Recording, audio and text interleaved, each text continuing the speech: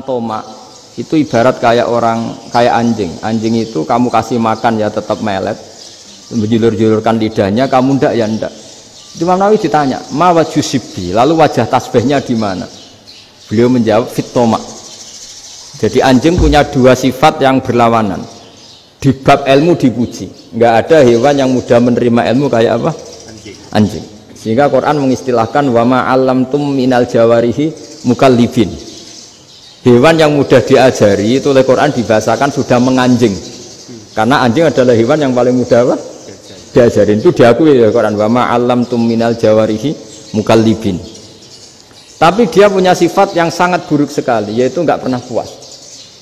Makanya ketika Bal'am bin Ba'ura, ada tokoh yang kedonyan ya, itu kalau diistilahkan Quran walakinnahu akhlada ilal ardi wattaba'a hawa famathaluhu kamathalil kalbi in tahmil 'aliyal has aw tatrukhu yalhas. Jadi anjing punya dua sifat yang berlawanan. Di bab ilmu dipuji karena paling mudah diajarin. Itu saya pernah ke Malaysia, diceritain sama polisi Malaysia. Anjing itu saking cerdasnya itu bisa deteksi CD palsu sama CD bajakan, asli sama bajakan. Itu kan gak kebayang. Kalau narkoba mungkin masih ada bau khusus ya. Atau mesiu atau bom masih ada bau khusus. Ini enggak. Anjing itu dilatih ngecek CD yang asli sama yang palsu. Oh itu kebablas itu pinternya itu. Itu harganya itu 1 miliar lebih. Paling mahal. Jadi mungkin bisa deteksi ini dosen betul apa abal-abal itu bisa. Itu kiai betul apa kiai pesanan itu mungkin bisa. Itu saya punya kitab namanya Al-Hayawanul Kubro. Itu cerita prestasi-prestasi hewan. Itu yang berkuras-kuras sampai berjilid-jilid. Itu ya cerita anjing. Tidak ada hewan sebaik anjing. Di bab itu ya, di bab sampai ya tadi ada anjing yang sangat loyal sama majikannya. Loyalnya Masya Allah, sopannya Masya Allah. Anjing itu mbok lama berbakti sama sampean, nggak mau tidur di ruang tidurnya sampean, dia tetap tidur di luar. Corong Jawa nggak ngelama. Suatu saat si raja ini minum, wisata minum. Pas mau minum diterjang sama anjingnya sampai tumpah. Kecewanya raja ini itu karena selama ini anjingnya sopan sekali. Sekedar ganggu di ruangannya nggak pernah, malah ini mau minum minuman yang disukai diterjang anjingnya tumpah. Marah kan anjingnya di mana? Ternyata apa? Minuman itu anjing ini tahu kalau minuman itu beracun, diracuni oleh musuhnya. Itu saking hebatnya anjing sampai ketika ngawal rajanya itu tidak sekedar ada penjahat atau maling. Bahkan trik-trik kayak minumannya diracun oleh orang lain itu anjingnya tahu. Sehingga pas mau diminum diterjang sampai terus supaya nggak keminum. Makanya Quran istilahkan anjing itu apa? Wa ma 'allamtum minal jawarihi mukallibin. Hewan piaraan yang kamu ajarin nanti sampai sepinter anjing. Makanya Ashabul Kahfi itu ketika ngajak anjing tadi, beliau tidur, anjing itu tidurnya bil wasit, wakal buhum basitun dzira'aihi bil wasit. Jadi dia tidur dalam posisi siaga. Loh coba anjing itu nggak pernah sekolah, karena dia posisi menjaga, tidurnya itu kayak siaga gini. Bukan ngorok semadep ke atas terlentang, itu enggak. Andai kan dia tidur terlentang itu kan yang mau mengganggu kan, wah asune turu, itu enggak. Dia tidur posisi siaga, makanya disebut lawit tolak ta'alaihim lawalaita minhum firaron. Kalau kamu melihat anjing itu pasti lari karena dia posisi siap merekam. Jadi tidur tapi posisi siap merekam. Jadi matanya tetap terbelalak kayak siaga. Padahal itu enggak diperintah, ya dia memang punya nalar untuk itu. Ini disebut wa ma 'allamtum minal jawarihi mukallibin. Dan dalam teori modern juga gitu. Tapi dalam hukum Islam yang dianut mazhab Syafi'i itu anjing tetap najis. Ya sudah najis ya najis, tapi ada mazhab lain yang mengatakan tidak najis. Tapi tidak usah ngurmat anjing, geger nanti kalau rektor kampus punya anjing. Tapi ilmu itu bagus untuk kelangenan kadang. Andai kan tidak ada mazhab Malik, maka kita kesulitan menceritakan Ashabul Kahfi yang hewan piaraannya itu anjing. Tapi misalnya anjing disucikan, kita juga nanti susah menjelaskan hadis Nabi malaikat itu tidak masuk rumah yang di situ ada apa? Anjing. Maka ilmu itu makanya kata Imam Sya'roni, sebagian ilmu itu memang kelangenan, tapi nggak boleh jadi praktek. Tapi harus ada. Misalnya begini, contoh paling gampang. Api dalam mazhab Syafi'i kan alat pensuci hanya dua, air dan tanah. Ya saya ulang lagi, air dan tanah, yaitu tanah untuk mensucikan najis anjing. Imam Abu Hanifah menambahkan api. Mazhab Syafi'i itu agak kesulitan ketika ada batu bata dibikin dari tanah-tanah yang bercampur kotoran.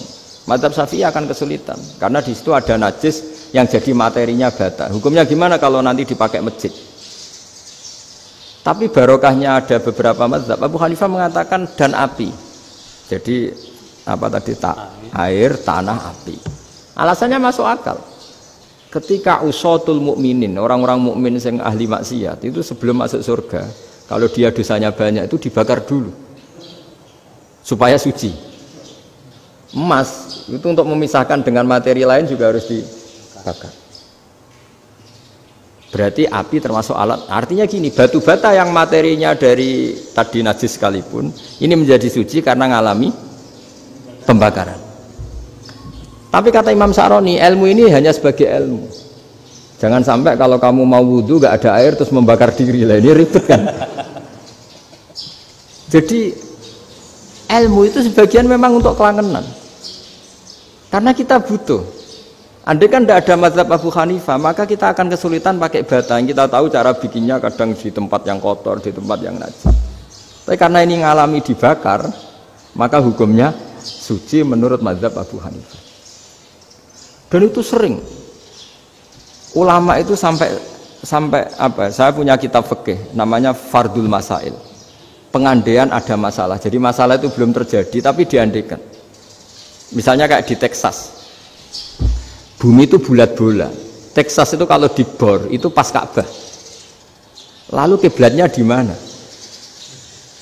Bumi ini kan hanya rubuk-rubuk seperempat. Yang ada arah itu seperempat. Tapi kalau Ka'bah itu sama Texas atau Texas dengan Ka'bah itu lalu kiblatnya mana? Mau sudah bebas arah. Maka ilmu mengatakan mara'ahu muslimuna hasanan fawa indahu hasanun. Kamu jangan nuruti ilmu hakikat tapi nuruti mindset. Kalau mainstreamnya orang banyak seperti itu, mindsetnya orang sana misalnya Ka'bah sana ya ikut sana.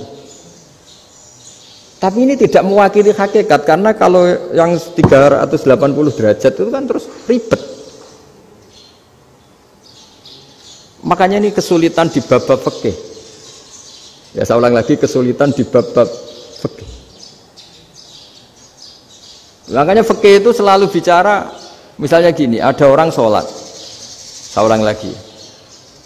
Setelah salam pertama dia kentut, itu sholatnya batal apa enggak? Itu lama berdebat. Yang dikatakan rukun sholat itu salam pertama. Sehingga orang kalau sudah salam pertama, maka sudah keluar dari sholat. Maka kalau kentut gak apa-apa, wong yang keluar dari sholat itu salam pertama. Tapi lalu pertanyaannya, kenapa Nabi salam 2 kali? Lalu yang kedua gunanya apa? Ribet kan, partai ini kalah pasti kalau ditanya gitu. Tapi kalau ditanya dibalik, sholat itu satu ibadah yang dimulai dengan takbir, yang diakhiri dengan salam. Berarti salam pertama itu pengakhir apa nunggu salam kedua? Pertama, di semua ulama bilang salam pertama. Kalau salam pertama sudah pengakhir berarti pembatalan setelah itu nggak punya efek, nggak punya akibat. Itu kan ribet. Debat fikih itu memang ribet. Fikih itu memang senam otak karena pertanyaannya mirip-mirip seperti itu. Nah, sampean milih mana? Milih salam pertama apa salam kedua? Pasti ulama milih salam pertama. Jadi anehnya fikih itu di situ. Misalnya orang mati, takbir itu berapa kali? 4 kali. Andai kan takbir 5 kali itu batal apa enggak? Satu ulama mengatakan 5 kali itu batal. Karena rukunnya sholat jenazah itu takbir 4 kali. Berhubung ini rukun, kalau nambahi ke 5, berarti menambahkan rukun. Kayak kamu sholat, rukuk 2 kali kan batal. Sujud 3 kali, batal. Karena menambahkan apa? Rukun. Berarti kalau takbir 5 kali, batal. Tapi pertanyaannya, takbir itu adalah wiridan biasa, sehingga kalau ditambahkan nggak punya akibat batal. Jadi perdebatan ulama itu kadang ya lucu. Kayak kemarin Pak Haris pas pertama bertamu ke sini mau ngundang saya, tak ceritain. Dulu sholat jenazah itu pasti mayit di depan. Karena lazimnya sholat jenazah itu mayit di depan. Tapi mulai dulu lama sudah berpendapat, andai kan jenazahnya di belakang pun tetap sah. Fa innal janazah laisat bi imamin. Karena jenazah itu tidak imam. Kenapa harus di depan? Oh, tidak imam kok harus di depan. Itu mulai dulu. Sehingga ketika Arab Saudi pernah mengalami tragedi, ada orang yang dibungkus kayak mayit, ternyata senjata. Setelah di dekat Ka'bah dipakai. Dulu tragedi tahun berapa itu? Pokoknya pernah ada tragedi itu. Semenjak itu Arab Saudi kalau ada orang mati tetap di kamar mayit, terus ada sholat jenazah. Padahal mayitnya di belakang yang jamaah. Jadi meskipun kita tidak akan bikin ajaran baru jenazah di belakang, ya tidak keren, kasihan kan. Tetap biasanya di depan ya di depan. Tapi meskipun jenazah ini di depan, kita tetap berpendapat, andai kan di belakang tetap sah, tapi nggak usah dipraktekkan.